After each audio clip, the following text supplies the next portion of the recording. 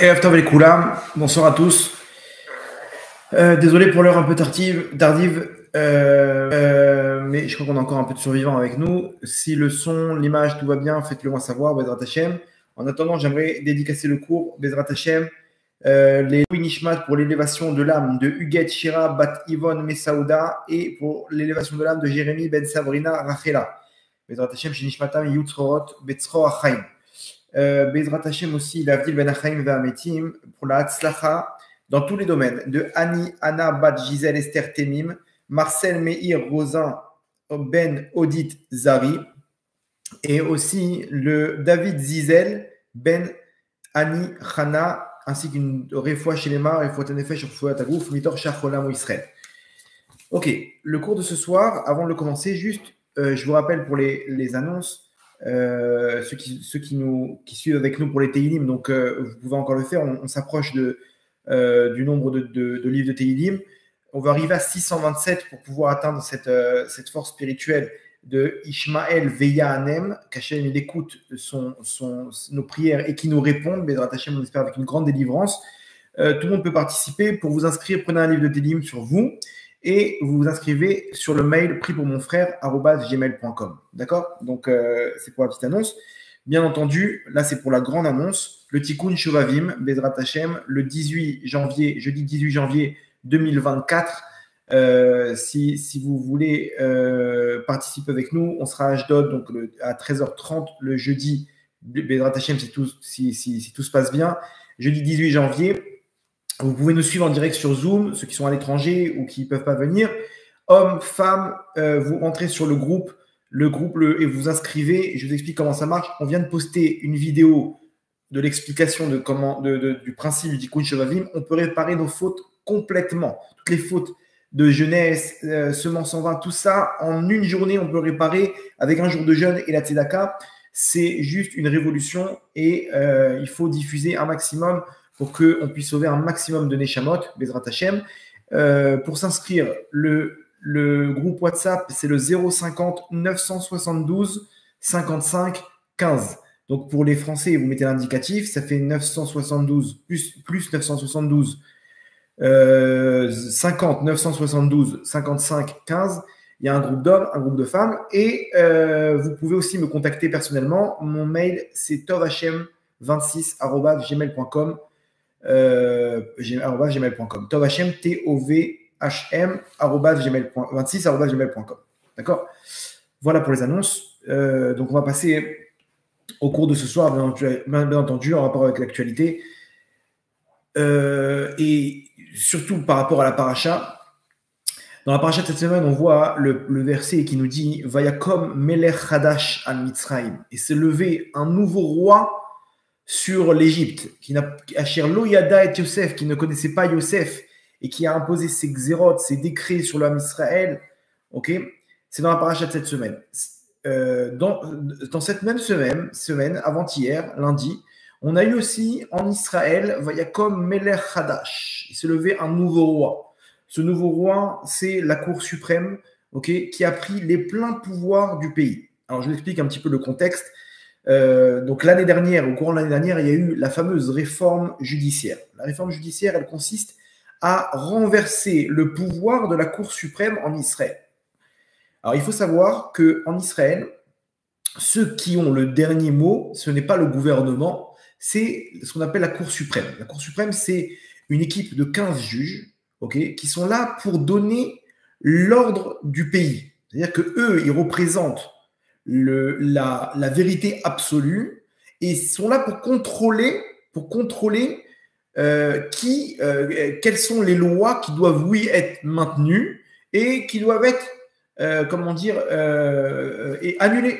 Donc, généralement, en fait, c'est tout le temps des juges d'extrême gauche. Bien entendu, quand un doit partir, ils font eux-mêmes l'élection pour élire un nouveau juge. Bien entendu, on n'avait jamais vu un Sfarad, un Éthiopien ou quelqu'un de droite ou d'extrême droite, encore moins.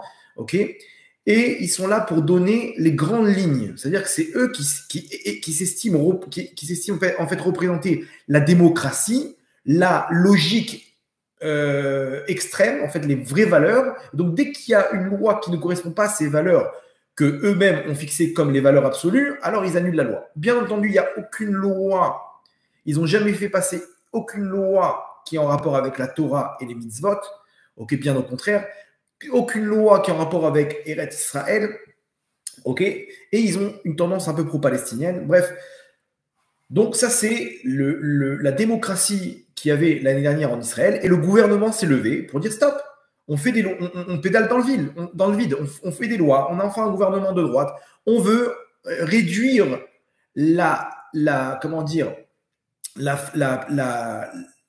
domination de la Cour suprême. Et ils ont fait une loi qui précise que les lois de base, ce qu'on appelle les Chok Yesod, la Cour suprême perd sa force, ne peut plus l'annuler. C'est-à-dire qu'il y a une loi votée par tout le gouvernement, par la majorité par le gouvernement, qui dit que donc la loi impose que, en fait, réduit la force de la Cour suprême sur certains types de lois. Donc cette loi qui est aussi une loi de base. Bien entendu, alors, arrivé en 2024, donc on doit voir cette loi s'appliquer et que le Bagatz perd sa force. Donc on redevient dans une démocratie normale. Alors attention, si le Bagatz était composé de juges qui sont représentés proportionnellement au mandat des voix de l'électorat, alors ça s'appelle encore une démocratie. Chacun y pose son avis, mais ce ne sont que des gens d'extrême gauche. Donc, le 1er janvier, donc cette loi aurait dû rentrer en vigueur et le Bagatz perd sa force. Sauf qu'ils ont fait un appel à la Cour suprême, okay, quand je dis le Bagatz, c'est la Cour suprême, pour annuler cette loi qui impose qu'ils perdent leur force. Donc, on se retrouve dans une ironie totale où ces 15 juges se jugent eux-mêmes. Imaginez-vous, bien entendu, eux, on parle de gens qui sont pas là-bas, ils sont pas dans ils cherchent que la vérité absolue, que le bien-être du peuple. Donc, ils vont se poser pour savoir si cette loi doit être annulée ou retenue.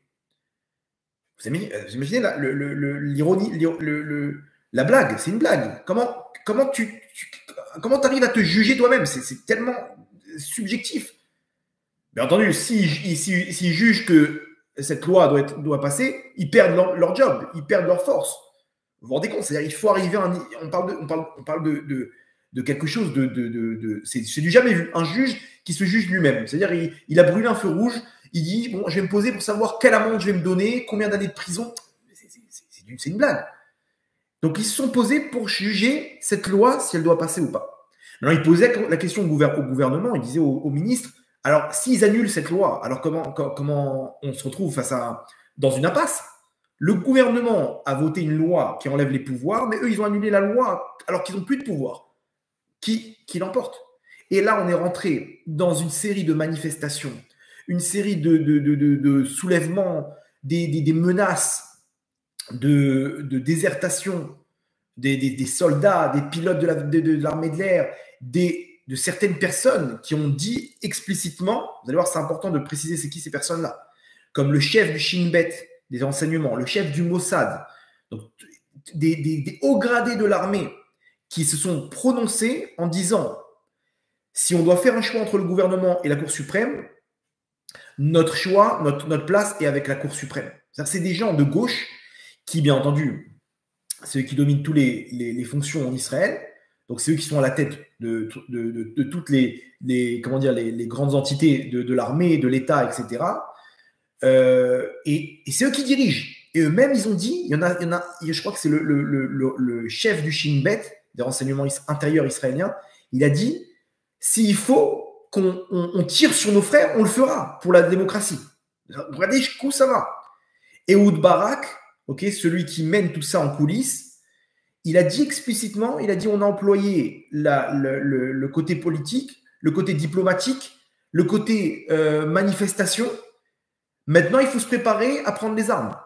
Imaginez-vous de quoi on parle. On parle d'une révolution civile, bien entendu, qui a poussé le Hamas à intervenir quand il a vu le déchirement qu'il y avait au sein du peuple. On arrive au 1er janvier, ok, donc la loi doit rentrer en vigueur. Le Bagat se réunit, bien entendu, ils avaient fait un accord comme quoi cette loi ne rentrerait pas en compte tant qu'on est en guerre. Ok, donc ça devait donner à la Cour suprême de ne pas remettre ce sujet-là sur la table pendant la guerre. Eh bien, figurez-vous qu'ils l'ont fait. Et ils se sont réunis, ok, et à 8 juges contre 7, c'est-à-dire ils nous prennent pour des imbéciles en plus. C'est-à-dire genre, il y en a 7 qui ont dit, c'est vrai, on devrait peut-être laisser la place au peuple, ok, alors, ils ont bien noyé le poisson. À 8 juges contre 7, ils ont annulé la loi. Ils ont annulé la loi. Lorsqu'ils posaient la question au ministre du gouvernement, ils disaient, mais s'ils annulent, qu'est-ce qu'on fait? Ils disaient, mais comment ça, qu'est-ce qu'on fait? Quand quelqu'un ne veut pas respecter une loi, on est obligé d'employer la force. La force, c'est-à-dire la police, la prison. Quelqu'un il veut pas, il dit, moi je brûle les feux rouges, je ne veux pas écouter les lois. On est obligé d'employer la force. C'est quoi la force qui met en application les lois? La police. Malheureusement, ils l'ont fait. C'est-à-dire qu'imagine, là, on est dans une impasse où non seulement on ne peut plus rien dire, parce que si on rentre en guerre, entre guillemets, politique, civile, ce que vous voulez, on est en pleine guerre. Comment on peut faire ça? Comment ils plantent un couteau dans le dos du peuple? Ils n'ont pas honte, quoi. Ils sont là, on est en pleine guerre, on n'est pas là-bas, et ils viennent terminer le travail en votant cette loi et en annonçant au peuple, c'est nous, patrons. Les patrons ici, c'est nous. Point. Voilà. Si vous voulez savoir c'est qui les patrons, c'est nous. Donc vous, le gouvernement, vous êtes rien. Imaginez-vous ce que ça veut dire pour le peuple. Qui va vouloir voter maintenant? Quand au niveau politique, les gens ils se sont battus, que ce soit dans les partis religieux, les partis sionistes religieux, de gauche, de droite, enfin de gauche, ils sont sur la même longueur d'onde, mais les partis de droite qui sont là pour se battre pour la terre d'Israël, pour des valeurs, et ils sont prêts à tout. Ils ont réuni tout ce qu'il faut pour avoir le maximum de voix. Et tu arrives à monter ton gouvernement et on te dit tes lois ne passeront jamais. Parce que celui qui dirige jusqu'à le dernier mot à la fin, c'est une poignée d'hommes d'extrême gauche. Donc tu veux placer une loi pour les Bachouri Yeshivot, pour les implantations, pour tout ça, tu es sûr que ça ne va pas passer. Donc en gros, ils viennent de mettre à la poubelle tous les efforts politiques, tous les efforts du peuple pour pouvoir changer quelque chose. C'est quoi changer? Pour faire de ce pays un pays juif sur sa terre. Imaginez-vous quelle claque on prend où le bagasse se prononce en disant « c'est moi le patron ». C'est moi le patron. On est en pleine guerre, bien entendu, il n'y aura rien du tout maintenant, mais là, c'est la furie en Israël aujourd'hui. Et malheureusement, ça déchire le peuple encore une fois. On a vu ce qui s'est passé à l'issue de ça, une guerre terrible. Malheureusement, on a très peur de la suite. Il faut avoir très peur de la suite quand on n'a pas de hardout. Quand il n'y a plus de hardout, il n'y a plus d'union entre nous, alors la suite, ça fait très peur. Ça fait très peur parce qu'on perd toute notre protection, qu'on avait déjà perdue il y a quelques mois. On a vu le résultat, malheureusement. Donc ça, c'est pour le contexte. Ok, donc vous avez compris comment c'est une catastrophe. C'est une catastrophe. Et bien entendu, c'est explicite dans la paracha de cette semaine. Vayakom melech hadash. C'est le vers nouveau roi. Ça y est, aujourd'hui, c'est officiel. Le nouveau patron d'Israël, c'est la Cour suprême. Alors, je ne sais pas qu'est-ce qui va se passer maintenant. Je ne sais pas s'ils vont rentrer en bras de fer ou pas. Mais en tout cas, on a eu cette semaine quelque chose qui tombe exactement, magnifiquement parlant, avec ce qu'on vit actuellement dans la paracha de cette semaine et dans la période des Shovavim. Vous allez comprendre pourquoi. Donc, comme vous savez, dans la paracha de cette semaine, donc comme Melech Hadash, le 20 roi, on parle de Pharaon, Paro, qui a asservi les Bnei Israël. Ok, il a asservi les Bnei Israël. Comment ça se fait qu'on a fini chez Paro, en Égypte? Hachem, il a dit que la descendance d'Abraham, elle sera esclave dans un pays étranger. Pourquoi Hachem ne nous a pas dit que c'était en Égypte? Pourquoi c'est tombé? Pourquoi il nous a pas dit chez Paro? Est-ce qu'il y a une origine? Est-ce qu'il y a un lien avec Paro, avec l'Égypte? Effectivement, le Harizal nous explique pourquoi on s'est retrouvé chez Paro et pas dans un autre pays. Comme je vous l'avais expliqué le dernier cours, Adam Arishon, lorsqu'il s'est séparé de sa femme, il est tombé dans la semence en vin pendant 130 ans. 130 ans, il est tombé dans la semence en vin et donc il a perdu des étincelles de sa Neshama, où il est revenu en tant que Yaakov ok, Abraham, Yitzhak et Yaakov, mais surtout en tant que Yaakov, pour descendre en Égypte. Ok, Yaakov, il a sorti ses étincelles des forces du mal. Elles se sont matérialisées en étincelles, en neshamot du peuple juif, du Ham Israël, qui étaient ces 600 000 âmes, ok, du Ham Israël, qui se sont matérialisées, qui sont les Bnei Israël. Vous comprenez pourquoi? Parce que c'est lui qui, en tant qu'Adam Arishon, les avait perdus, donc les a retrouvés. Et Yaakov Avinu, il a mis au monde 12 tribus, qui ont mis au monde 70 Nefashot, qui ont mis au monde 600 000 âmes du Ham Israël, qui représentent les étincelles qu'avait perdu Adam Arishon pendant 130 ans. D'accord? Pourquoi en Égypte? Et pourquoi on est passé, tout le Ham Israël, on est passé par cette souffrance, ok, en Égypte, pour sortir notre Neshama de comment dire, le contrôle de cette force du mal qui s'appelle Paro. Et lorsqu'on a souffert en Égypte, on s'est séparé de la Klippa, de cette force du mal, et on a pu sortir, recevoir la Torah. Okay, celui qui nous a sortis de là-bas, c'est Moshe Rabbeinu, et lui-même nous a donné la Torah. Maintenant, vous allez comprendre pourquoi Paro. Nous explique le Harizal que lorsqu'une personne, elle faute dans la semence en vain, donc comme c'était le cas d'Adam Arishon, il y a marqué que le dommage, il est dans le da'at. Alors retenez bien ce mot, le da'at. Le da'at, c'est la connaissance. Okay, la connaissance, lui-même, il avait fauté en mangeant le fruit de la connaissance, Adam Arishon. Le da'at, c'est quoi? La connaissance, c'est quoi? C'est la sagesse, c'est quoi? Non, le da'at, écoutez bien, c'est la capacité de faire la différence entre le bien et le mal. Oui, on peut appeler ça la sagesse, mais retenez bien cette définition. Le da'at, c'est la force, la caractéristique qu'un homme il a de faire la différence entre le bien et le mal. Ok? Ça, c'est la définition. Lorsqu'une personne, elle tombe dans le Zera Levatala, alors d'où vient cette force? Cette force vient de l'âme d'une personne. Remarquez bien, comment dire, un animal n'a pas de date. Alors, bien entendu, il a des réflexes, il ressent des choses, il a peur, mais il n'a pas de date de faire la différence entre le bien et le mal. Je donne un exemple. Il a faim, il voit un truc à manger, il va manger. Un homme, il a faim, il voit un truc à manger, il va analyser à qui ça appartient. Est-ce que je peux le manger? Est-ce que c'est encore bon? Ça n'a pas périmé, etc.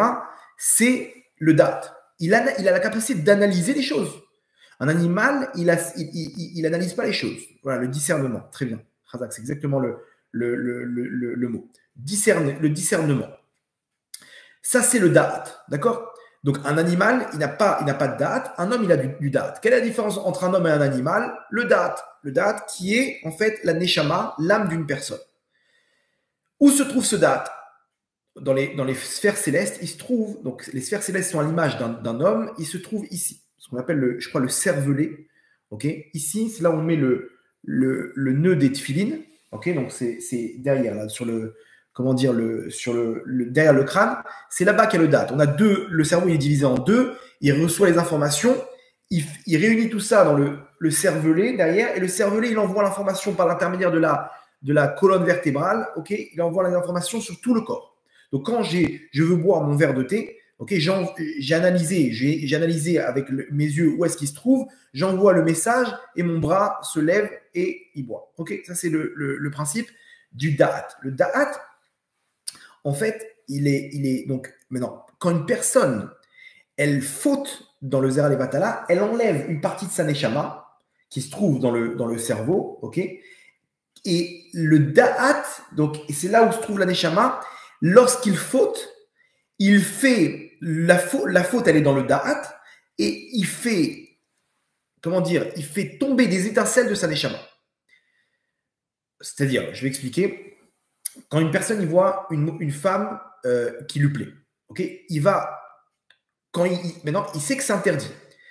Ses yeux regardent, il interprète la situation et il va déclencher en fait un ordre d'excitation, okay, d'excitation, et de là il va tomber avec cette femme, ou il va tomber dans la semence en vain, d'accord? Où se trouve la source de la goutte de semence? Dans le date, Ok? Tout a commencé là-bas. On a envoyé un ordre de créer des goûts de semences qui a donné une excitation et là-bas, il est tombé. D'accord? Donc, ce n'est pas la bride qui est tombée, c'est le da'at qui est tombé. Lorsque Adam Arishon est tombé, le dommage était dans le da'at. Donc, on est obligé, pour réparer, de descendre dans la clipa qui s'appelle Paro. Pourquoi? Parce que Paro, c'est les lettres de Aoref. Aoref, c'est la nuque. Donc, comme nous, on a endommagé le da'at qui se trouve dans la nuque, au-dessus de la nuque, donc on est obligé de descendre dans la force du mal qui nous attrape sur le da'at, donc qui est allusionné dans son nom même, qui s'appelle Paro, Aoref, qui est la nuque. Donc, c'est pas pour rien qu'on est descendu en esclavage chez Paro, parce que Paro, c'est la réparation de ce qu'on a endommagé dans notre da'at. Jusque-là, c'est bon? Très bien. Donc, une personne qui tombe avec sa brite, ok, il endommage son da'at. Et ces étincelles de sa neshama qui commencent dans son da'at et qui sont matérialisées par les gouttes de semences, là où s'il les met au mauvais endroit, ok, il a perdu ni plus ni moins que son da'at, une partie de sa neshama. Vous vous rendez compte? Quelqu'un qui fait semence en vain, ces étincelles-là, elles sont divines puisqu'elles peuvent donner la vie. Ce sont des étincelles de sa neshama qu'il perd. Et donc, il perd son da'at. Il perd son da'at complet, ok? Le da'at aussi, comment ça se représente? Le da'at, on dit que c'est le chibour. Le chibour, c'est ce qui nous permet de faire le lien. Quand Adam Arishon, il s'est uni avec sa femme, on dit Vayeda Adam et Trava Ishto. Il a connu sa femme. Pourquoi il a connu sa femme? Dis-moi qu'il s'est uni avec elle. Dis-moi qu'il y a des termes de ça. Vaishkav, il a couché avec elle. On nous dit des termes comme ça. Pourquoi tu me dis qu'il a connu sa femme? Pour nous dire que l'union, c'est le da'at. Le da'at, c'est l'union entre plusieurs choses. Quelqu'un qui a du da'at, écoutez bien, lorsqu'il parle, il prend, en fait, le da'at, il fait l'union entre le cerveau et le corps. Ok, donc, il prend des lumières et il les met dans des réceptacles. Donc, ce qu'il dit, c'est directement retenu. Quelqu'un qui a du da'at, il sait prendre des décisions. Il est actif dans sa vie. Il arrive à interpréter les choses. Il arrive à se contrôler automatiquement. Tu as du da'at, tu te contrôles. Quand quelqu'un te klaxonne, tu as du da'at de comprendre que c'est un lourd, quoi. Tu ne vas pas sortir de la voiture avec ta batte de baseball. Tu as du da'at, tu réfléchis. Quand tu vois une femme qui ne t'appartient pas, tu t'arrêtes, tu dis c'est pas ma femme. Pourquoi je vais rentrer dans des fantasmes qui sont interdits? Et donc, les gens, ils n'arrivent pas à contrôler tout ça. Donc, toutes les informations, elles rentrent et ils sont frustrés parce que le mec, il a vu toutes les femmes les plus belles de la Terre. Donc, il est frustré. Mais fais le tri. Réfléchis, mon sadique. Non, il n'arrive pas. Et il n'entend que des mauvaises nouvelles. Il n'arrive pas à faire le tri, de dire attends, mais c'est pas parce qu'il y a un mec qui est mort en Chine d'une épidémie que forcément je vais mourir moi. Pourquoi? Le mec, non, il attrape tout. Il est plus actif puisqu'il n'a plus sa neshama. Il n'a plus sa neshama. Donc, c'est une larve. Quelqu'un de fatigué, quelqu'un qui a plus d'ambition, quelqu'un qui est déprimé. C'est toute la définition de notre génération actuelle. Une génération où il n'y a plus de da'at. Il n'y a plus de da'at. On va développer, mais juste pour continuer. Donc, on a dû descendre chez Paro pour réparer le da'at. Donc, on a récupéré les étincelles de Adam Arishon. On doit descendre dans l'endroit géographique qui est représenté par cette force du mal. Donc, comme on a endommagé le da'at, on doit aller chez Paro, qui est Aoref, la nuque, et là-bas, on ferme la boucle. D'accord? Très simple. Paro, il est entouré de ce qu'on appelle les Khartoumim. Les Khartoumim, ce sont les sorciers d'Égypte. Les conseillers de Paro, c'était des grands sorciers. Eux-mêmes, comme nous dit le Zohar, ce sont eux qui sont sortis avec les Bnei Israël, qu'on appelle, et retenez bien ce terme, le Erev Rav. Erev Rav, c'est un mélange de plusieurs nations, en fait de plusieurs personnes, de plusieurs nations, qui voulaient sortir avec les Bnei Israël pour connaître Hachem. Donc ils sont dans le Da'at, c'est des sorciers, donc ils contrôlent la vision des gens par des sorcelleries, ils te font croire que ça c'est un bâton alors que c'est un serpent, etc. Ce sont ce qu'on appelle le Erev Rav. Alors remarquez bien, Et vous allez voir comme c'est fort. Le Erev Rav, la valeur numérique, c'est Da'at. Eux-mêmes représentent le Da'at des forces du mal. Donc c'est pour ça qu'ils sont collés à Paro. Ce sont ni plus ni moins que ces conseillers. Et ils sont sortis avec les Bnei Israël. Nous dit le Zohar qu'à la fin des temps, c'est eux qui vont diriger l'âme Israël. C'est eux qui vont contrôler le Da'at.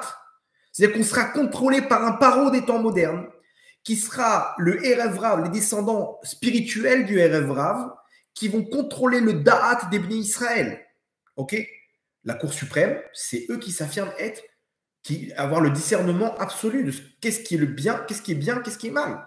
C'est le Da'at, c'est eux qui se sont, comme par hasard dans la paracha de cette semaine, hein, et j'imagine que vous avez compris que c'était par hasard, c'est eux qui nous donnent le ton. C'est nous qui décidons. Vous allez voir qu'ils sont un peu partout, malheureusement. Mais c'est, comment dire, on est aujourd'hui esclaves, ok, comme à l'époque de Paro. On est dans une génération de dépravation. On doit retourner chercher des étincelles qu'on n'a pas terminées. Et donc, on tombe dans ces fautes, ok, de la galoute. Et depuis 2-3 générations, avec le début de l'Alliance dans les pays d'Afrique du Nord, comment dire, en Europe, là, toute l'émancipation, etc., on est tous tombés. On est tous tombés. L'homme Israël, à l'époque, il était kadosh. Il n'y a personne qui trompait sa femme ou qui regardait des choses. On est tous tombés. La chaîne nous fait descendre. L'homme Israël, il a perdu toute sa gdoucha.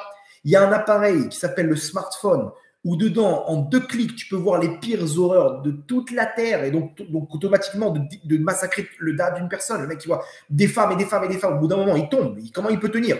Donc, il tombe dans des fautes, et automatiquement, quand il rencontre une copine, c'est ce qu'il a vu dans les films, donc il tombe avec elle, et voilà, et à la fin, il dit, mais je comprends pas, on est coincé en galoute. C'est normal, Hachem nous a descendu là-bas. Hachem nous a descendu là-bas pour qu'on répare ce da'at qu'on a perdu. Donc aujourd'hui, on est esclave du da'at. Pour réparer nos fautes, on est esclave de ce da'at à la fin des temps pour récupérer les dernières étincelles et arriver à la délivrance finale. Donc exactement ce qu'on vit dans l'actualité. Qui nous sort de là-bas? Moshe Rabbeinu. Moshe Rabbeinu, selon la Kabbale, c'est le da'at de la Kedusha. Lui nous sort du da'at des forces du mal et lui-même nous donne la Torah, qui est le da'at absolu. La vraie connaissance de qu'est-ce qui est bien, qu'est-ce qui est mal, c'est le mode d'emploi qu'Hachem nous a transmis, qui est notre Torah Kedusha. Quand on réalise la Torah, on sort de notre da'at des clipotes, où on se trouve actuellement. Donc, Moshe Rabbeinu, lui, représente le da'at de la Kedusha. Il n'y a que lui qui pouvait descendre, nous sortir de là où on se trouvait et combattre Paro. Pourquoi? Parce qu'il est l'équivalent de Paro dans les forces du bien. Et donc du Erev Rav. Et lui-même, c'est lui-même qui a décidé de sortir le Erev Rav parce qu'il a cru, il a pensé pouvoir les faire entrer du da'at du mal au da'at de la Kedusha. Et malheureusement, ça n'a pas marché. C'est eux qui ont fait les pires catastrophes, le veau d'or et toutes les révolutions, les machins qu'il y avait là-bas, enfin les plaintes qu'il y avait dans l'homme Israël, comme aujourd'hui, exactement comme aujourd'hui. C'est le Erev Rav. Ok? Donc, on a compris donc le fonctionnement, enfin un petit récapitulatif. La faute de semences en vin d'Adam Arishon, qui était donc des étincelles de nos Neshamot à nous, 600 000 Neshamot, on a dû descendre en Égypte. Tout le travail de Avraham, Yitzhak, Yaakov, on a dû descendre, les sortir, elles sont matérielles dans l'âme Israël. Les souffrances ont réparé, ont sorti l'emprise des forces du mal sur ces Neshamot. Et on était forcément chez Paro parce que c'est le Da'at qui a été endommagé. Donc on se retrouve chez Paro qui est l'équivalent du Da'at dans les forces du mal. Moshe Rabbeinu, c'est l'équivalent dans les forces du bien. C'est lui qui nous sort et qui nous donne le vrai Da'at qui est la Torah. Effectivement, avec la Torah, on peut se guider dans ce monde-là. C'est la Torah qui nous guide dans ce monde, que ce soit dans mon couple, que ce soit dans ma vie de tous les jours, dans l'éducation des enfants. La Torah, elle a parlé à chaque endroit, chaque domaine, économie, tout. On nous donne toutes les règles. Comment un homme il doit se comporter. On nous dit comment ça se passe mentalement chez une femme, chez un homme, c'est différent, etc. Des trucs que jusqu'à aujourd'hui, on découvre dans tous les domaines. Dans tous les domaines. Vous avez l'occasion de voir, même dans les cours, qu'on est tout le temps en train de tirer les informations dans la Torah une idée là, on fait des puzzles pour pouvoir comprendre qu'est-ce qui se passe actuellement. C'est-à-dire que la Torah nous parle, si on arrive bien à fouiller, la Torah nous parle même au jour après jour par rapport aux événements. Ok, c'est ce qu'on essaye ensemble de faire et d'analyser. Ok, on avance. Donc aujourd'hui, dans cette génération de dépravation, si vous avez bien compris la petite introduction, donc on est dans, on doit être dans une génération où il n'y a plus de date. Le date, on doit être dirigé par le date du RF Rav. Ok. Et effectivement, donc quand on ouvre les yeux en 2024 et on voit en pleine parachat Shemot, qui nous explique toute cette théorie, en plein Tikkun Shevavim, qui est le moment propice pour réparer ces fautes-là, on voit le Bagatz qui se juge lui-même, qui se définit comme le Da'at absolu.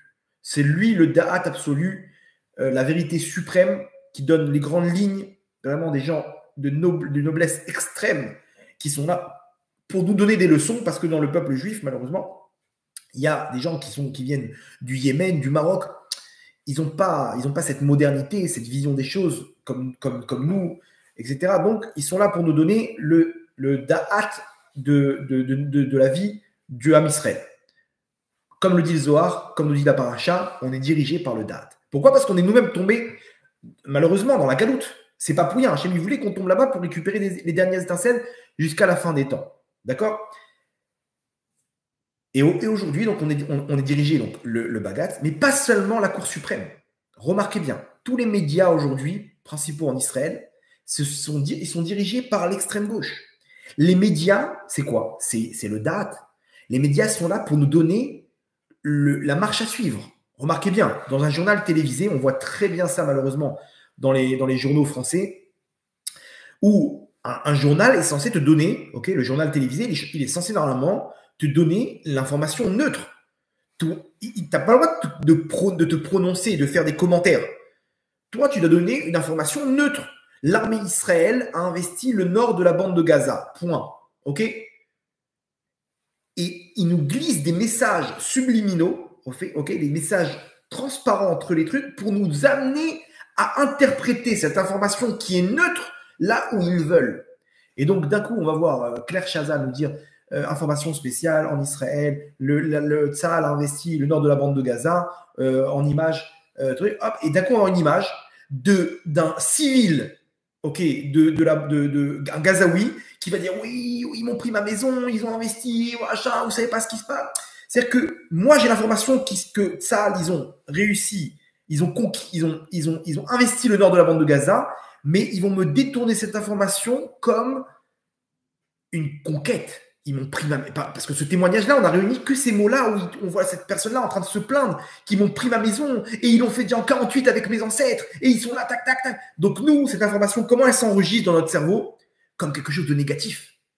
Vous avez compris comment on peut jouer avec les mots et les médias, ils adorent faire ça, nous glisser des messages comme ça pour nous amener cette information qui de base est neutre là où ils le veulent. Et d'un coup, ils montrent des images, des témoignages. Et dans le témoignage, ils vont choisir que les mots. Ils ne vont pas donner l'introduction ni la suite. Ils vont nous assembler tout ça pour nous amener quelque part. Ça, c'est l'esclavage dans lequel on se trouve. Le Da'at qui est dirigé par donc, la Cour suprême, les médias. Il y a quelqu'un qui m'a dit, c'est incroyable. Il m'a dit, j'ai vu une conférence de Ehud Barak qui explique comment jouer avec les otages, la famille des soldats qui sont partis, la famille des otages, etc., pour pouvoir faire tomber Netanyahou du gouvernement. Il joue avec ça, avec les images, avec les familles des otages, avec les témoignages. Lui, il a un seul et même objectif de faire tomber le gouvernement de droite, et il joue avec ça. C'est le date. Il nous prend pour... Et maintenant, nous, on regarde les informations. On se fait manger le cerveau, on ne se rend même pas compte qu'on est dirigé par le date. Alors ça, c'est au niveau de ce qui se passe actuellement en Israël. Ok, je vous en passe, hein. Je peux parler pendant 1 heure maintenant. Mais tous les réseaux sociaux, c'est exactement pareil. Alors, entre nous, les petits feuges de France, ok, de Paris, on est tous esclavages du da'at des réseaux sociaux, de la télé, des chanteurs, des acteurs. J'adore analyser ça, comment dire, quand il y a une vidéo de quelqu'un, ok, tu vois, comment dire, quelqu'un, d'un coup, la caméra, elle commence à le filmer. Et tu vois, cette personne, elle devient une personne genre parfaite. Genre d'un coup, il rentre dans un personnage.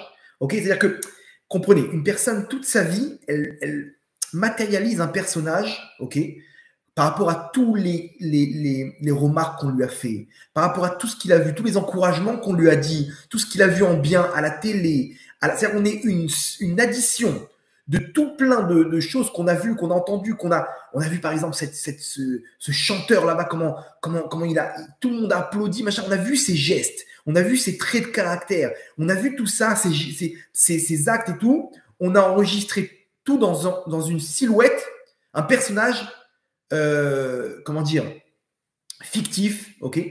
Et nous-mêmes, on essaye de se calquer à ce personnage. C'est-à-dire, dès qu'il y a une caméra, d'un coup, tu vois le mec, il est en train de chanter, là, il voit une caméra, d'un coup, on va voir, il va fermer les yeux, et il va commencer à rentrer inconsciemment. Inconsciemment, il va rentrer dans ce personnage fictif qu'il veut être, parce que c'est ça que lui, il a plu. Et c'est ça qui a plu aussi aux autres personnes, parce qu'il a entendu les remarques, il a entendu les encouragements, donc, il est en train de rentrer dans ce personnage, et en fait, c'est pas lui. En fait, c'est pas lui. C'est un mec qui est calqué à ce qu'on lui vend dans les réseaux sociaux, dans les séries télé, il est là en train de parler comme ce qu'il voudrait que le monde entende comment il parle, comment il truc. Et tu vois le mec, il est avec le piano, il bouge la tête comme ça. Arrête tes mythos. C'est pas toi ça. Joue du piano normal, qu'est-ce qui t'arrive? Il fait des regards avec la caméra comme ça et truc. Mais d'un coup, on vit dans un monde de shaker, dans un monde où on est tous dirigés virtuellement, un monde virtuel comme ça, on est tous dirigés par un da'at qu'on nous vend dans les réseaux sociaux, à la télé, aux informations, aux trucs. Et on est là en train d'imiter des choses, des gens. C'est inconscient, on s'en rend même pas compte. Dès qu'il y a une caméra, d'un coup, on voit. Et remarquez bien, ces stars de cinéma, on les voit comme ça, des petits reportages, des stars de trucs, on les voit hyper sympathiques, machin, truc, la fille, elle fait des blagues et tout. Ouais, on dirait une femme hyper heureuse, on dirait une personne parfaite. On dirait que c'est une personne qui s'énerve jamais, qui est tout le temps là en train de chercher à rigoler, à truc. Voilà.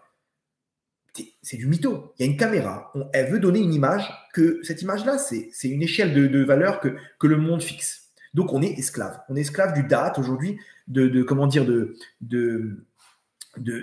on est esclave du date qu'on nous fixe. Ok, ça c'est le RF-RAV. Alors pourquoi le RF-RAV? Parce que RF-RAV, c'est la valeur numérique date, et eux, ils sont là pour contrôler le date. Ok, donc eux, automatiquement, ils auront les postes qui contrôlent tout ça. Mais c'est pas terminé. C'est pas terminé. Il y a les renseignements. Les renseignements, ce sont des gens d'extrême gauche. C'est eux c'est le DAT, les renseignements militaires. C'est eux qui donnent au gouvernement le DAT de savoir comment prendre la bonne décision. Encore une fois, ils occupent ces postes. Ils occupent ces postes et vous allez voir comment, en fait, on est ni plus ni moins, aujourd'hui en Israël en tout cas, on est ni plus ni moins que esclaves de ces gens-là. On n'arrive même plus à réfléchir. Une personne, tu vois, quand tu parles avec une personne, tu vois que c'est pas lui qui parle. C'est une addition de personnalité qu'il a kiffé. Mais qui tu es, mon sadique? Il n'y a plus de Neshama. Il n'y a plus de Neshama. Il a tout vidé sa Neshama. Il a vidé sa Neshama. Donc, il n'a plus de Neshama. Il ne peut plus être lui-même. Donc, comment il peut s'accrocher? Il s'accroche à d'autres personnalités. Et malheureusement, c'est le début de la déprime. Parce qu'il n'est pas lui-même. Il se sent qu'il fait quelque chose, il n'est pas à sa place. Donc, les gens, aujourd'hui, on est tous un troupeau qui suit le mouvement. On a vu pendant la période du corona, etc., on est tous dans des moutons. Qui a du date aujourd'hui? Quelqu'un qui est kadosh. Quelqu'un qui est kadosh, il arrive à discerner. Oh, 2 secondes, là, on se fait arnaquer, là. Il se passe quoi, là? Il y a un problème, là. Attends, vous voyez pas le émet? Ces gens-là qui ont le émet, c'est des gens qui ont du date. D'où ils ont du date? Kedusha. Ils ont toute leur neshama, mais tout le monde peut l'avoir, ça. Ne vous inquiétez pas, rassurez-vous, on a su. Donc, réfléchissez. On n'arrive pas à réfléchir. On tombe dans le panneau. On croit comprendre les choses, mais en fait, on tombe dans les pièges qui nous tendent. Ils veulent exactement qu'on arrive là-bas. Ils veulent exactement qu'on comprenne que, ah, t'as vu, oui, machin, et ils jouent comme ça. Vite, il y a des gens qui sont morts, il y a une épidémie, vite, vite, foncez, vous faire un truc. Bref. Vous comprenez comment ça marche? On est tous tombés dans le piège. On est esclaves. On est aujourd'hui dans l'esclavage d'Égypte des temps modernes. Ok, on est complètement dirigé par un monde qu'on nous vend. Et quand on parle à une personne, mais fais tchouva, écoute, là, pourquoi tu ne veux pas faire Shabbat? Non, non, comment? J'ai un date que je ne peux pas quitter mon business. Mais qui t'a dit ça? Ben, c'est comme ça. Il y a des choses qu'on ne peut pas briser. Qui t'a dit que quand tu vas étudier la Torah, ok, pendant 2-3 mois, tu vas perdre ta parnassa? Il y a des gens aujourd'hui qui me disent non, mais il faut faire des études. Mais d'accord, mais pourquoi tu crois que quand tu étudies la Torah, le date, si tu n'as pas fait des études, tu ne vaux rien. Mais qui a fixé ça? On nous a mangé le cerveau. Non, regarde, je te montre. L'autre, il a jamais étudié de sa vie, il est multimillionnaire, il est comme ça, il est comme ça. Et lui, il a 3-4 diplômes, il est au chômage. Tu vois bien que c'est pas une science exacte, la part de ça. Bien sûr, il faut étudier, il faut pas rester comme ça, mais arrête de fixer ça comme être esclave du date. Ton fils, il veut étudier la Torah. Laisse-le. 1 an, 2 ans, c'est quoi le problème? Non, monsieur le Rav, il faut qu'il étudie. Mais pourquoi tu t'énerves? Pour lui, c'est du date. Il est coincé là-bas. Son date ne le laisse pas réfléchir. Réfléchis. Venons d'arrêter de foncer sur les murs. En plus, le pire, c'est qu'on est sûr de croire que c'est la vérité. Rabotai, on est esclave du date. On est esclave du date et on n'arrive plus à réfléchir. Il y a eu une histoire un jour avec un mec, une personne qui a voulu faire un safari. Mais lui, il ne voulait pas un safari de lourdeau. Il voulait un vrai safari où il arrive à faire une chasse aux animaux. Il voulait arriver avec son fusil. Là-bas, il a battu un zèbre, une vraie chasse comme à l'ancienne. Et bon, il a donné l'argent qu'il faut. Le mec, il avait les moyens et tout. Il a donné l'argent qu'il faut. On a dit voilà, prends une Jeep avec toi et va là-bas. Va là-bas. Écoutez, là-bas, tu ne vas pas te faire choper. C'est là-bas qu'on envoie les mecs, qui récupèrent les trucs d'ivoire et les machins et les peaux de jaguar et tout. Ne dit rien à personne. Okay, donc lui, il a donné ce qu'il faut, les enveloppes et tout. Et il arrive là-bas avec sa Jeep. Et d'un coup, il a 2 heures de temps. Il revient, il est content et tout. Et tu dis alors, raconte-moi, qu'est-ce que tu as vu et tout. Il dit, écoute, franchement, j'ai eu des beaux résultats. Il dit, quoi? Qu'est-ce que tu as eu? Il dit, il y a 2 zèbres. 2 zèbres, tac, j'ai réussi à les abattre. C'était dur parce qu'ils ont couru, j'ai foncé avec mais j'ai eu 2 zèbres. Ok. Quoi d'autre? Il dit, il y a une gazelle, à un moment, elle a parti en courant. Boum, boum, boum, j'ai mis deux balles, pam, par terre. Ok, quoi encore?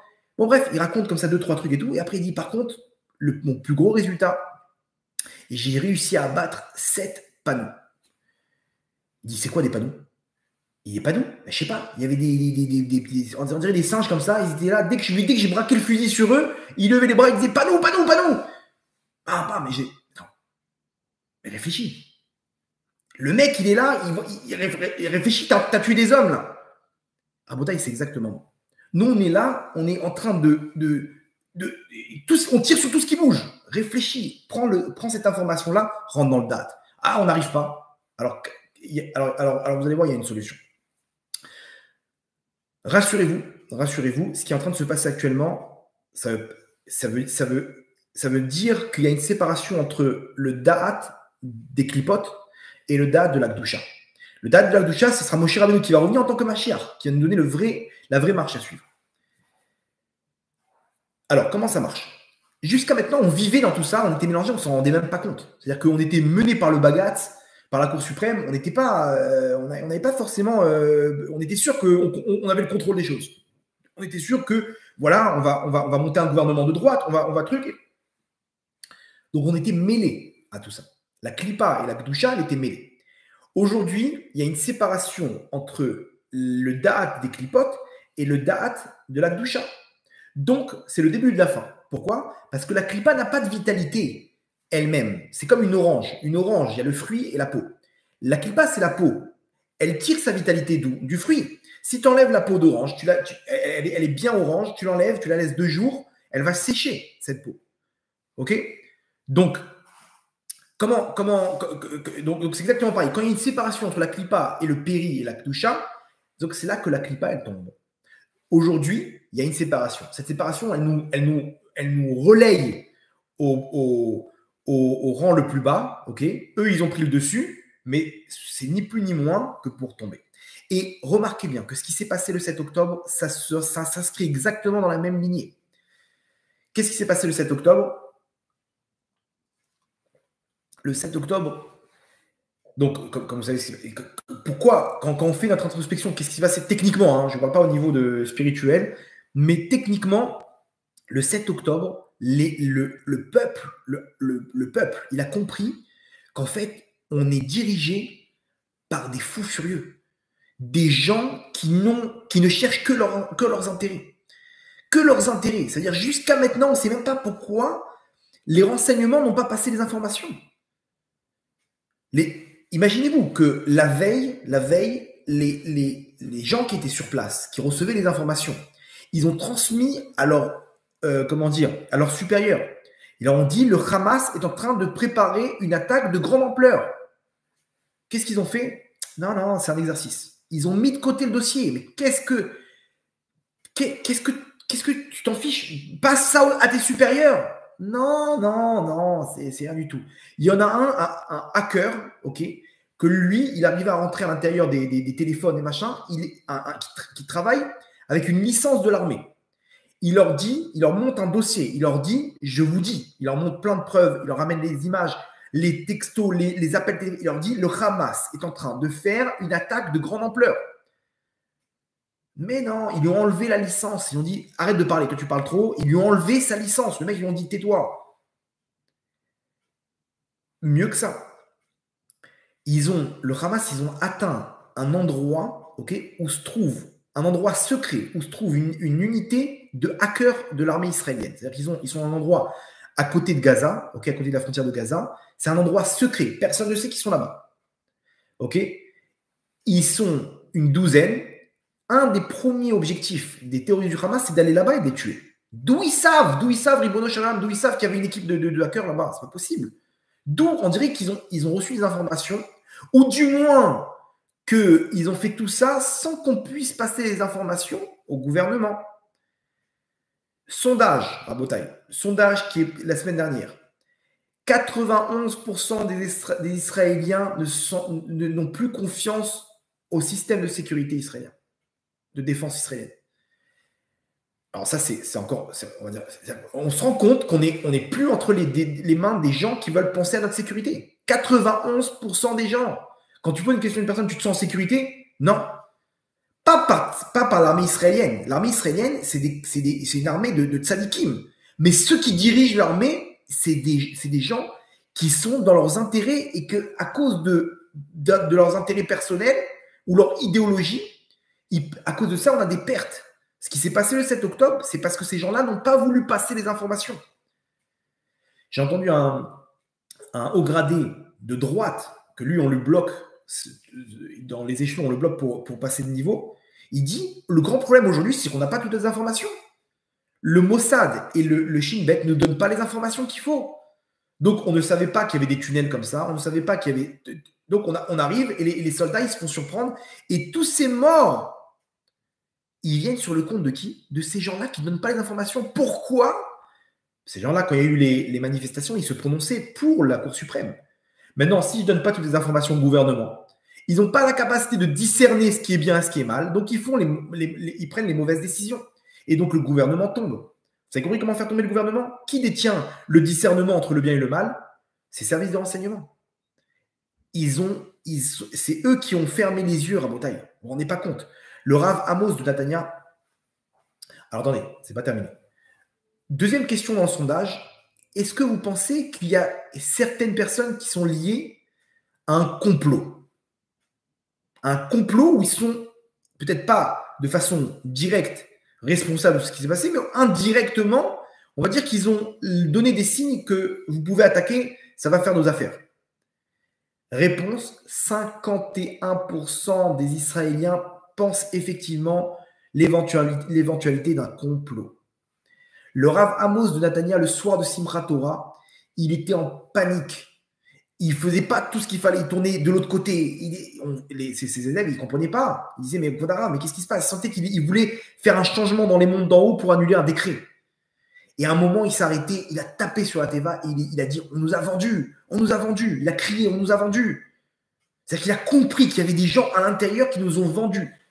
Malheureusement, il pensait que c'était sûrement un petit attentat ou un petit truc. 1400 morts. Ces gens-là, vous leur posez la question, ils vont dire, mais on est obligé pour sauver la démocratie. Ce sont, comme disait Rabin, Ce sont les sacrifices de la démocratie, les accords d'Oslo. Ce sont les sacrifices de la démocratie, les corbanotes de la paix.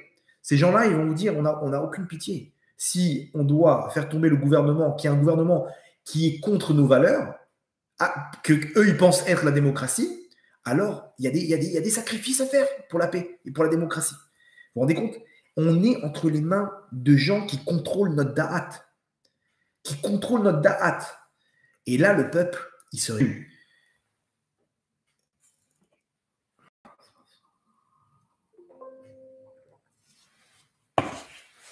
Horrible. Ok.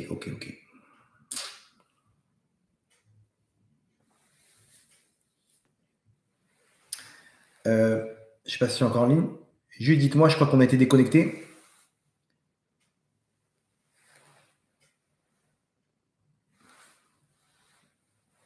Ouais, est-ce que vous pouvez me faire un retour pour le son et l'image? Je crois qu'on a été déconnecté.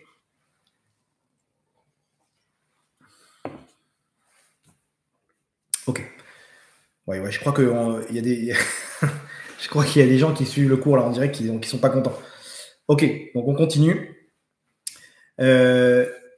Ok, magnifique. Donc, donc là, il y a une séparation. Le peuple, il a compris. Il dit, attends, mais c'est un problème là. Il y a un problème. Ces gens-là, ils nous font peur. Et bien entendu, la cerise sur le gâteau, c'est ce qui s'est passé donc lundi avec la Cour suprême, qui nous disent, le peuple, c'est pas vous, ok, c'est nous. C'est nous qui décidons. Donc, il y a une séparation entre le peuple et le date pour faire descendre le vrai date. Alors, c'est quoi la solution? Ok, c'est quoi la solution? Comme ça s'est passé dans la parachie de cette semaine. Il y a marqué Vaïzakou El Hachem. Ils ont crié Hachem. Au moment où ils ont compris, attends, mais on est en train de se faire balader. Alors, ils ont crié à Hachem. Mais ce cri, vous allez voir qu'il doit tirer sa source d'un sentiment précis. Le cri, c'est un cri de révolte. C'est ce qui va se passer. Où en fait, on se déconnecte du da'at des clipotes pour faire descendre le vrai da'at de Moshe Rabbeinu, qui est le Mashiach. Donc, ce qui s'est passé, c'est qu'ils se sont déconnectés de ce da'at-là en criant Hachem, en disant Hachem, on te veut toi, on ne veut pas être dirigé par Paro. Ils ont pris conscience de ça, comme le peuple est en train de prendre conscience. Maintenant, vous allez voir, ça va descendre dans la rue. Les gens ils vont dire on ne veut pas élire. On ne veut pas élire maintenant des hommes politiques. On veut plus. On veut les descendre. On veut plus d'eux. On veut descendre la Cour suprême. On va arriver à la même situation. Vaïzakou El Hachem. Donc il y en a, ils vont crier à Hachem indirectement. Il y en a comme nous qui vont crier la Géoula, de dire mais Hachem, on te veut toi. En fait, on est entre les mains de Erev Rav. On te veut toi, Hachem. Il faut crier de toutes ses forces à Hachem. Et là, Hachem nous fait descendre le vrai da'at de la Kedusha, qui est le Mashiach, qui est le Gilgoul de Moshe Rabbeinu, qui a une étincelle de Moshe Rabbeinu. Ok, maintenant, il faut que ce cri, il vienne d'un sentiment précis. Et c'est ça la solution, vous allez voir, c'est ça ce qu'on va, le message du cours, ok. Dans le Midrash, alors, je ne vous ai pas précisé, mais là, on va prendre un peu d'altitude, donc mettez vos ceintures. Mettez vos ceintures, vous allez voir comment, dans la paracha de cette semaine, on a la réponse précise à notre question. Dans le Midrash, ok, on nous ramène l'histoire avec Amram, qui était le père de Moshe Rabbeinu. Amram, c'était le grand d'Israël de l'époque, c'était lui le leader du peuple juif en Égypte. Et par haut, il a décrété que lui, ses sorciers l'ont dit, tu sais, il y en a un du peuple juif qui va te détrôner, qui va sortir des Bnei Israël, etc., qui va être le libérateur du peuple des Bnei Israël. Par haut, il a décidé, très bien, on va faire en sorte qu'ils ne viennent jamais au monde. Il a décrété que tous les premiers-nés, donc masculins, devaient être jetés au Nil. Ok? Pourquoi jeter au Nil? Parce qu'ils ont dit la seule entité qui peut le neutraliser, c'est l'eau. Effectivement, Moshe Rabbeinu, il n'est pas rentré en Israël à cause de la faute avec le rocher, la faute de l'eau. Il a frappé le rocher pour faire sortir de l'eau. Ok, donc c'est à cause de ça qu'il est tombé, Moshe Rabbeinu, qu'il n'a pas pu rentrer en Israël. Donc l'eau, donc il a dit, on ne va pas leur mettre une balle dans la tête à ces bébés. On va les jeter dans l'eau. C'est l'eau qui les neutralise, on va les jeter dans le Nil.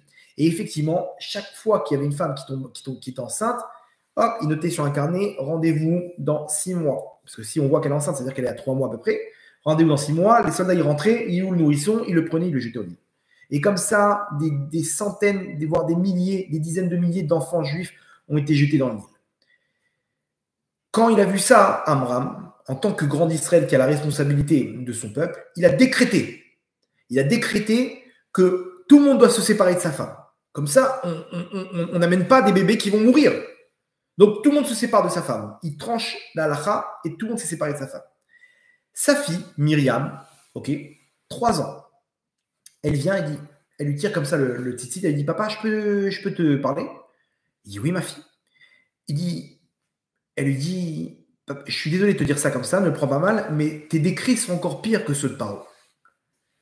Il lui dit, c'est-à-dire, Paro, il a décrété sur les mâles, sur les hommes.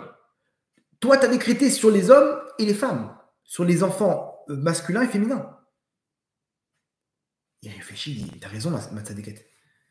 Il a annulé le décret, c'est-à-dire qu'il a écouté le émet d'une petite fille de 3 ans, sa fille. Il s'est rendu compte, il a annulé le décret, il a dit maintenant tout le monde retourne avec sa femme. Tout le monde reprend sa femme. Amram, il a repris sa femme Yocheved, et de cette union est descendu Moshe Rabbeinu, le libérateur du Ham Israël, le Mashiach. Ça, c'est l'histoire, le Midrash. Maintenant, venez, on va analyser ce Midrash. D'accord? Comment est né Moshe Rabbeinu? Moshe Rabbeinu, donc on est dirigé par Paro. Paro, il nous a mangé le date, à tel point que Amram lui-même, il n'arrive même plus à prendre les bonnes décisions. Il essaie de sauver le maximum de personnes, il ne prend plus les bonnes décisions. Sa fille de 3 ans, elle lui donne l'ordre, elle lui donne le date. Naïvement, elle lui donne le date. Et Amram, imaginez-vous ce que c'est pour le leader du Ham Israël. Il écoute de sa fille de 3 ans la vérité et il accepte. C'est-à-dire qu'il se rabaisse à une petite fille de 3 ans. Il prend son ego, il comprend qu'il a tort, il comprend qu'il n'a rien compris, il met son ego de côté et il change le décret. Ce qu'il a fait, Amram a donné naissance à Moshe Rabbeinu. Donc, maintenant, conclusion, comment faire apparaître le vrai date qui est Moshe Rabbeinu, comment le faire naître, quand on arrive à s'annuler. Rappelez-vous, on doit se révolter spirituellement en demandant à Hachem le date, mais surtout, ça doit être placé sur un sentiment de s'annuler. Ça veut dire qu'il ne faut pas que la source de tout ça, c'est mon ego. Il ne faut pas que je cherche mon intérêt dans tout ça, de dire allez, Hachem amène le Mashiach. Il faut que ça soit pur, de pousser tout cet ego en fait qui a été créé par quoi?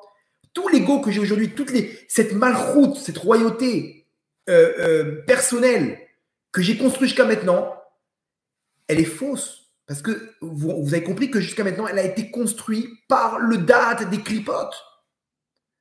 Donc, je suis dirigé, je suis esclave de ce date, je crois prendre les bonnes décisions. Mais en fait, j'existe pas. En fait, c'est pas moi. C'est mon enfance, c'est ce que j'ai entendu à la télé, c'est la série télé que je regarde, c'est mon copain que j'ai rencontré. Mais c'est pas moi, c'est pas ma neshama. Donc, bien entendu, vous avez compris que le tikkun shovavim, ça peut nous aider à retrouver son date quand on répare la faute. Mais en attendant de réparer la faute, comment sortir de cette prison? Eh bien, casse le date des clipotes. Ce date des clipotes qui t'a construit jusqu'à maintenant un ego terrible.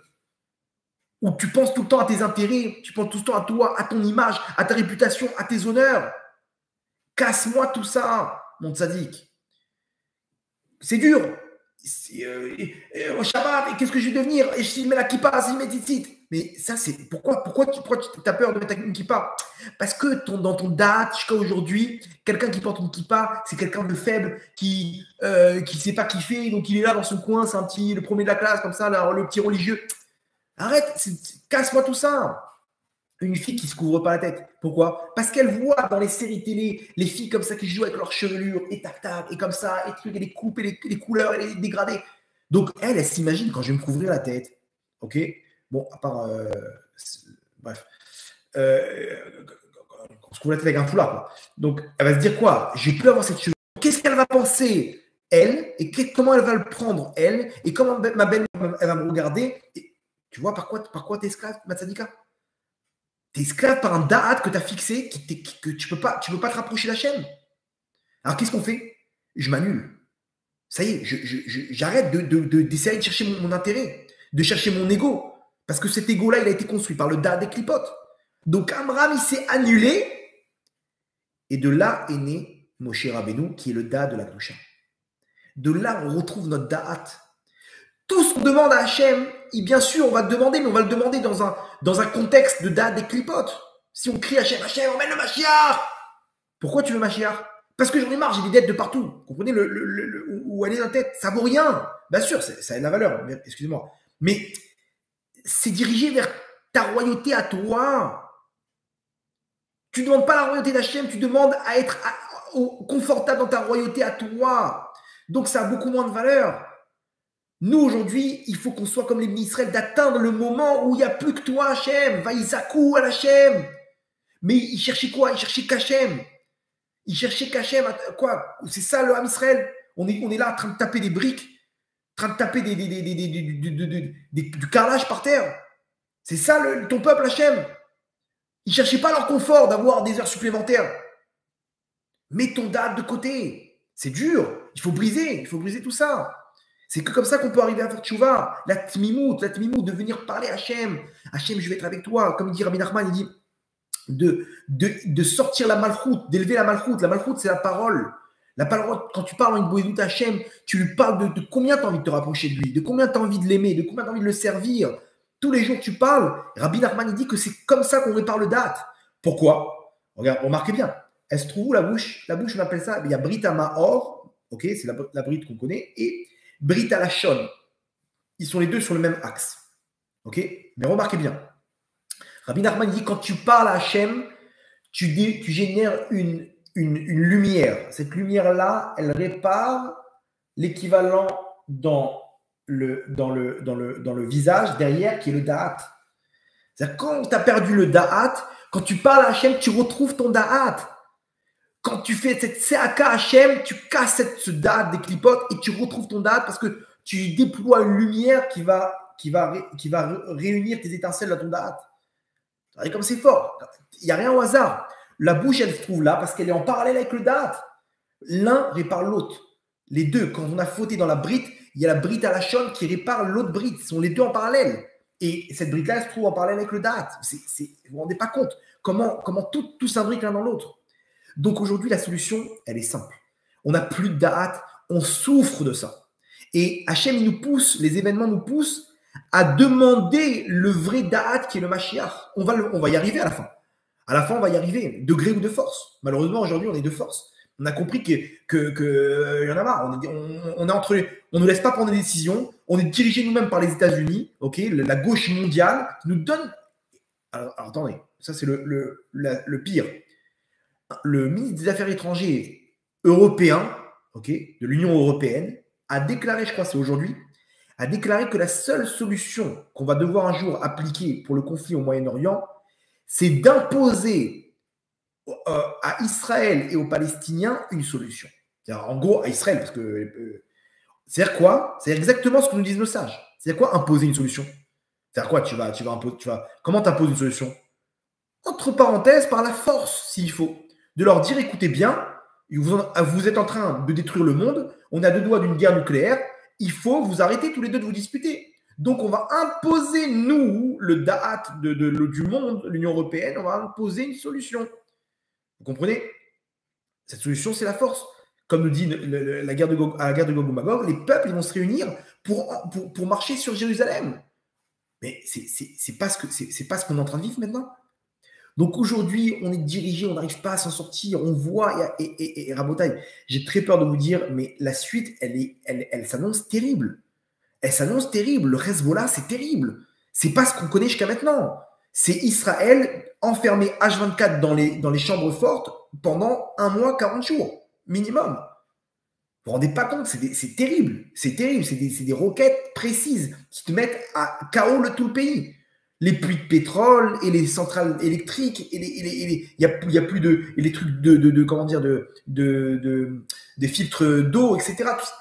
Tout ça c'est mis KO. Il n'y a plus d'électricité, il n'y a plus rien, on fait quoi? On boit quoi? Non, touchez plus au robinet. Pourquoi? C'est infecté, il n'y a plus de quoi? Vous filtrez pas. Maintenant, ils ont envoyé des roquettes sur le truc. Vous vous rendez compte de quoi on parle? Et l'Iran, et les Houthis, et la Syrie, 35 000 soldats qui s'accumulent à la frontière avec l'Israël. 35 000 de quoi on parle? On va où? On va où à Botaï? Akadosh Baruch Hu, il veut nous pousser dos mur pour qu'on puisse demander le vrai date. On te veut toi, Hachem. Hachem, il nous dégoûte de ce qui se passe actuellement pour qu'on dise, mais on va où? Alors, bien entendu, il n'y a pas de solution. Il n'y a pas de solution. La seule solution, les gens, ils vont arriver à conclusion. Ben, il n'y a que toi qui peux nous sauver. El anou al shaem. Et là, la vie nous chez Pachamaï. C'est exactement ce que nous disent nos sages. On va arriver à ce niveau-là. Ce niveau, c'est la séparation qui se passe actuelle. Donc, on est exactement en parallèle avec l'actualité Rabotaï. C'est juste vraiment, je pense que on doit prendre cette information-là pas comme une mauvaise nouvelle. Au contraire, qu'on est dans la procédure de la Géoula. Alors attention, les gens ils croient que la Géoula, le Mashiach, c'est Walt Disney. Et il est venu le prince charmant et il vécut heureux et eurent beaucoup d'enfants. C'est faux. La Géoula, c'est une procédure. Aujourd'hui, vous avez bien compris quand on explique ce qui se passe. Cette procédure, elle est dans la Torah. C'est ce qui s'est passé en Égypte. Ça se passera à la fin des temps. En Égypte, Paro et le Erev Rav, ils ont dirigé. Okay, quand on est sorti d'Égypte, le Erev Rav, ils nous dirigeaient aussi dans le désert. À la fin des temps, ça sera exactement pareil. Cette force a pour but de nous empêcher de faire tchouva. Et on doit casser ça pour se rapprocher d'Hachem. On doit casser cette force pour se rapprocher d'Hachem et demander le vrai Da'at qui est le Mashiach. En Égypte, on l'a fait. En Égypte, on est arrivé. Il y a eu le moment de l'enterrement de Paro. On s'est dit, on a compris. Il y a eu un jour de congé. Le seul jour de congé qu'ils ont eu dans toute la galoute, ils se sont rendus compte, mais qu'est-ce qu'on est devenu? Est-ce qu'aujourd'hui, c'est la question qu'on se pose? Quand tu vois ça, tu dis, mais regarde ce qu'on est devenu aujourd'hui. On croit qu'on est dans la Gdusha, on croit qu'on est dans la Torah, dans les mitzvot. Monsieur le rabbin, vous ne savez pas comment j'ai de la Emouna. Mon arrière-grand-père, c'était de la famille Abou Khatsera. Et on est sûr qu'on va décrocher le plus haut des Gan Eden. On est à la ramasse.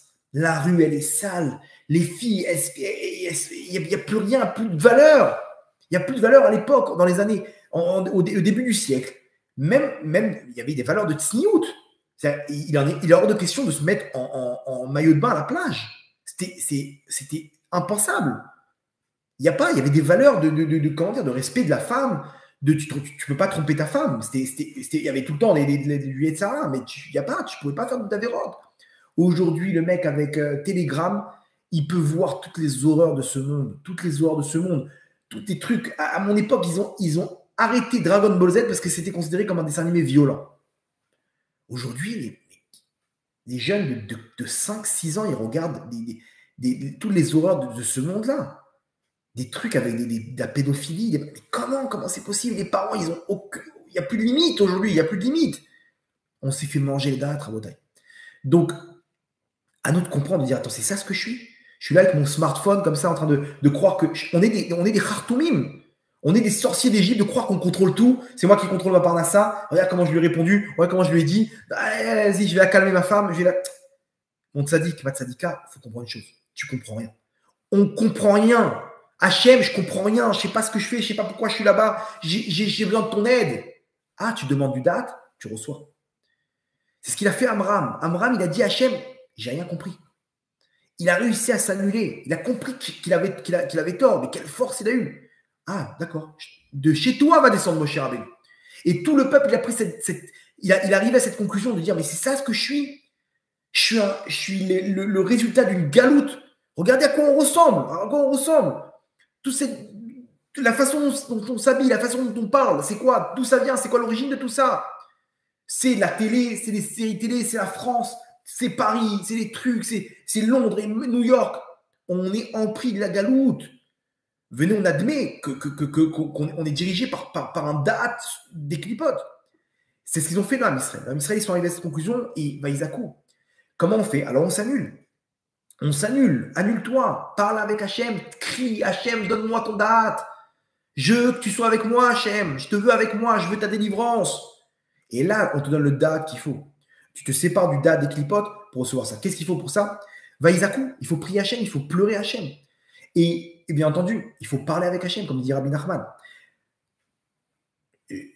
C'est évident, vous avez compris, que ça se passe dans le Tikkun Shovavim, où là-bas on fait, la période des Shovavim, où là-bas on fait le Tikkun à Shovavim pour réparer toutes ces fautes-là. C'est-à-dire que quand vous participez avec moi sur Tikkun Shovavim et que vous réparez la faute de semence en vin, par exemple, ou de Nida, ou de toute cette faute, tu répares ton date. Tu répares ton date. Moi, ce Tikkun Shovavim, je le fais 2 fois par an. Ça fait des années que je le fais. Pourquoi? Parce que je veux perfectionner encore plus mon date. Je sais très bien que ça mène encore plus de doucha, ça mène encore plus de trucs, et peut-être de Gilgoulim d'avant, peut-être de personnes de mon Shoresh Neshama qui n'ont pas réparé encore leur date. Donc je le fais pour eux. Mais je le fais parce que j'ai compris que ce tikkun-là, il répare quelque chose de grand. Il ramène toutes tes étincelles, tu retrouves ta Neshama. Qui veut continuer à vivre sans sa Neshama, Rabotai? Il faut qu'on retrouve notre Neshama. Comment on fait? Ce soir, on a compris. Il faut se reconnecter avec notre date. Et quand tu te reconnectes avec ton date, c'est le signe que tu es reconnecté avec ta Neshama. Donc, priez, criez, demandez à Hachem. L'actualité, elle nous l'impose, ok, de faire une vraie tchouva, de comprendre qu'en fait, j'ai reposé mes valeurs sur du vent. Sur du vent. J'étais sûr que j'allais réussir à... Rien du tout. Il n'y a que Hachem. Il n'y a que Hachem. Et casse ce date, libère-toi tout ça, annule-toi pour dire j'ai eu tort, Hachem. C'est le principe de la tchouva. Le principe de la tchouva, c'est de dire Hachem, ratati, j'ai fauté. Waouh, ça veut dire que tu viens prendre conscience que le date que tu avais jusqu'à maintenant, il n'était pas bon. Donc tu récupères tes étincelles et plus tu as compris, plus tu regrettes la faute, plus tu te déconnectes du date des clipotes et tu te connectes à Hachem. Tchouva, c'est revenir à Hachem. Donc, qui nous empêche de faire tchouva aujourd'hui? Ce date des clipotes. Il nous fait croire qu'on est dans le droit chemin. Il nous fait croire que tout va bien. Il nous fait croire qu'on comprenne, qu'on comprend des choses, qu'on dirige quelque chose dans notre vie. Rien du tout. Il n'y a que Hachem. Donc, qu'est-ce qu'on fait? On s'annule. Et quand tu t'annules, tu amènes Moshe Rabbeinu. Tu amènes ce date de la Gdusha et donc la délivrance personnelle. Tu retrouves ton lien avec Hachem et c'est là que tout commence. Et là, on t'amène à un Tikkun Shovavim de David Toledano et hop, et tu repars et Baruch Hachem, ou d'autres moyens pour réparer. Mais ce qui est sûr, c'est que tu t'es réconcilié avec Hachem, tu t'es reconnecté avec ta Neshama, tu t'es reconnecté avec Hachem. Parce qu'Hachem, il attend notre tchouva. Cette période, elle est propice pour le faire. Et vous allez voir que cette période, dans la procédure de la Géoula, elle va faire bouger les choses. Cette période de Shovavim, rappelez-vous, elle va nous faire prendre conscience de plus en plus qu'on est entre les mains d'un dad des clipotes. Et à ce moment-là, on va faire la vraie tchouva. Et ça va venir d'en bas. Emet meret titzmach. Le Emet de la terre, il va pousser. De la terre, il va jaillir. Parce que ça va venir d'en bas. C'est le peuple qui va pousser. Et c'est ce qui est en train de se passer. On est en train de se déconnecter. Il y a une séparation. Donc, c'est le début de la chute du dad des clipotes. Bezrat Hashem, comme on va voir dans les prochains jours. Donc, ce qui se passe, Rabotai, c'est exactement la procédure de la Géoula. Ne vous inquiétez pas. Tout va bien. Rassurez-vous. Mais quand même, il faut prendre notre Neshama entre nos mains. S'il reste encore quelque chose de notre Neshama. Comment faire? Crier Hachem, Hachem, je te veux toi. Venez, on annule toute cette ambiance dans laquelle on a vécu, toute cette galoute, et dire Hachem, je suis prêt à tout changer. Quand je suis parti à Ouman, j'ai demandé une chose à Hachem. La première fois que je suis parti à Ouman, je parle de ça il y a 10-12 ans, je ne me rappelle plus. J'ai dit, je suis arrivé là-bas, j'ai fait ce qu'il fallait faire, et j'ai dit Hachem, écoutez bien, la demande que j'ai faite, c'est une demande en fait qui résume tout ce que j'explique jusqu'à maintenant. J'ai Hachem, je sais que la vérité, elle est dans ta Torah. Mais ça me saoule. Ça me saoule. J'ai pas envie d'être un religieux. J'ai bien, moi, un petit film, un petit truc, machin. Moi, au Hachem, j'étais pas non plus perché. J'étais Shabbat et compagnie. Mais dans cette galoute, dans les petites fringues, les petits trucs, mais qu'importe, il y a un chapeau, là, maintenant, un truc. Mais je suis pas là-bas du tout. Moi, j'ai besoin de ma galoute. Donc, j'ai dit Hachem, je t'en supplie. Je sais que le Hémet, c'est ta Torah, mais ça me saoule. Donc, je t'en supplie, Hachem, aide-moi à me rapprocher de toi. Vous avez compris ce que j'ai demandé? J'ai dit une seule et même chose. Par l'intérieur de la bouche, j'ai réparé le date. J'ai demandé une chose, Hachem, je sais que mon date, il est nul, mais j'arrive pas, je suis coincé, je suis esclave. Je sais que mon date, c'est pas le bon. Mais je suis esclave. Donc, Hachem, donne-moi le vrai date. Aide-moi à retrouver le vrai date. J'ai encore du chemin, Bezrat Hashem, vous avez compris que ma tefila, elle a été acceptée. Donc, c'est exactement ce qu'Hachem nous demande maintenant à la fin des temps. Mes enfants, au moins, comprenez que vous n'êtes pas dans le bon chemin. Comprenez qu'il y a du shaker, tout ça, que tu crois que tu contrôles quelque chose. Mais si tu avais grandi en tant que Marocain, tu n'aurais pas aimé la Pkela, tu aurais aimé la Dafina. Si tu avais eu cette éducation aux États-Unis, tu aurais été un fan de football américain et pas de football. Tu n'aurais été pas fan du PSG si tu avais grandi à Marseille. Vous comprenez qu'on a été formé de toutes pièces par un date qui n'est pas le nôtre. Donc maintenant, Hachem nous dit, revenez vers moi, mes enfants. Shuvu elai, banim shovavim. C'est pendant cette période. C'est le moment où on peut revenir à Hachem. Hachem, il adore cette période. Parce que là, en un instant, on peut réparer notre date. En un instant, on peut réparer notre date, se reconnecter avec Hachem. Il y aura du travail, il y a du boulot, mais déjà, on est sur les rails. Et ça, c'est au niveau personnel. Au niveau du Ham Israël, c'est un Ham Israël qui est en train de prendre conscience de quelque chose, qui va supplier d'en bas d'avoir le vrai date et de plus faire partie de ce. Il va être dégoûté de ce date. Il prend conscience qu'on est esclave d'un date, cette cour suprême, ces médias, la gauche, l'extrême gauche, etc. Attention, je ne suis pas en train de dire qui fait partie du REVA. Hein. Peut-être qu'il y a des gens qui sont Tinoch chez Nishba, etc. Je ne suis pas en train de pointer du doigt. Je vous donne des entités. Ces entités-là, elles font partie de.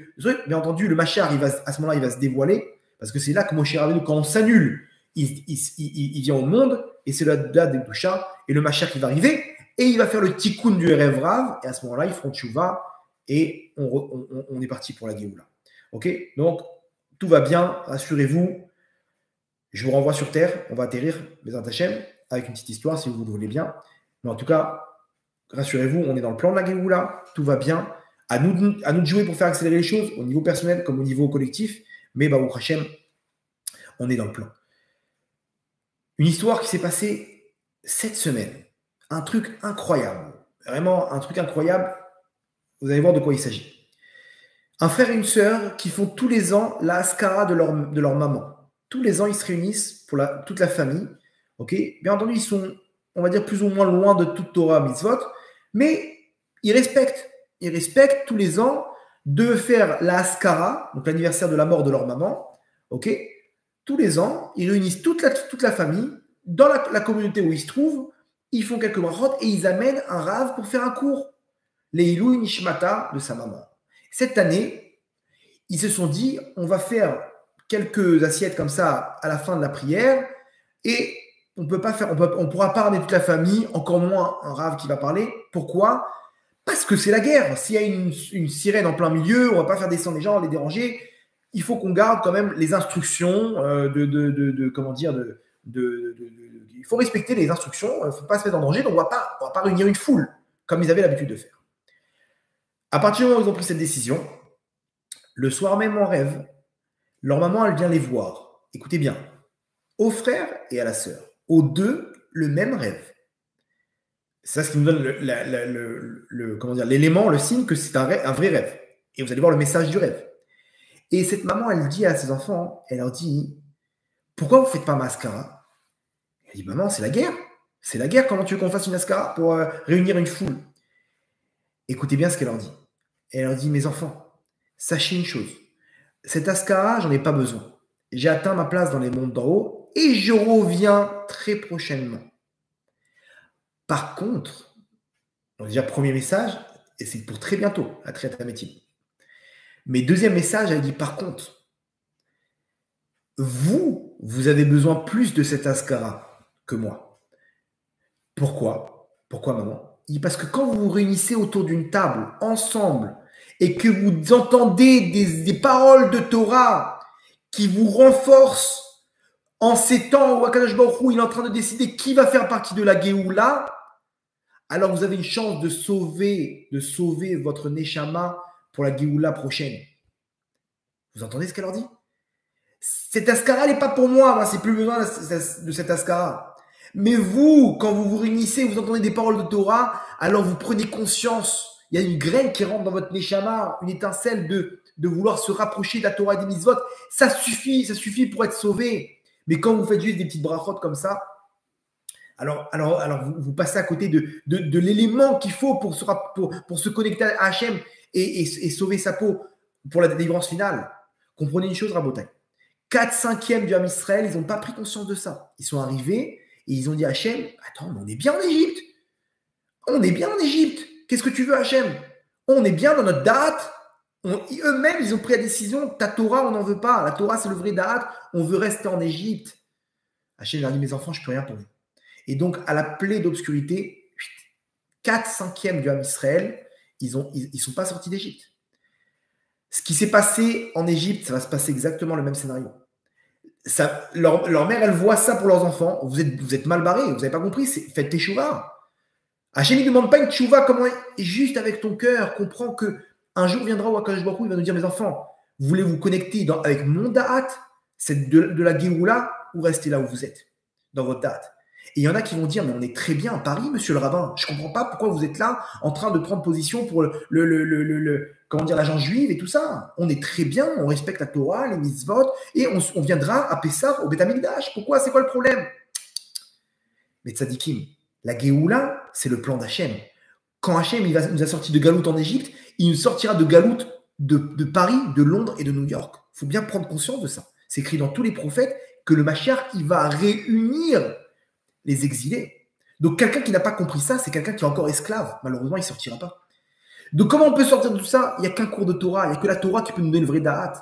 Et cette maman, elle leur a dit à ses enfants, mais pourquoi vous ne rentrez pas du da'at? Quand vous ramenez un rav, vous rentrez du da'at, vous êtes sauvés. Donc, à nous maintenant de rentrer le vrai da'at, Rabotai. Le vrai da'at, de comprendre qu'il n'y a que Hachem. Il n'y a que Hachem qui pourra nous sauver. Si on arrive à se connecter avec ce da'at, de la doucha, alors à ce moment-là, c'est la naissance de Moshe Rabbeinu. On annule nos convictions, nos valeurs qu'on croyait le émettre, mais quand on s'annule, c'est là que naît Moshe Rabbeinu. Et c'est là qu'on est délivré, Baruch Hashem, pour la Géoula prochaine. Donc, il y a qu'Hachem il puisse nous donner à recevoir ce message avec un vrai da'at pour imprégner tout ça dans notre cœur et pour pouvoir amener la Géoula pour nous, personnel, et pour l'âme Israël, Berachamim, Dolim, Baruch Adonai Leolam. Amen ve Amen.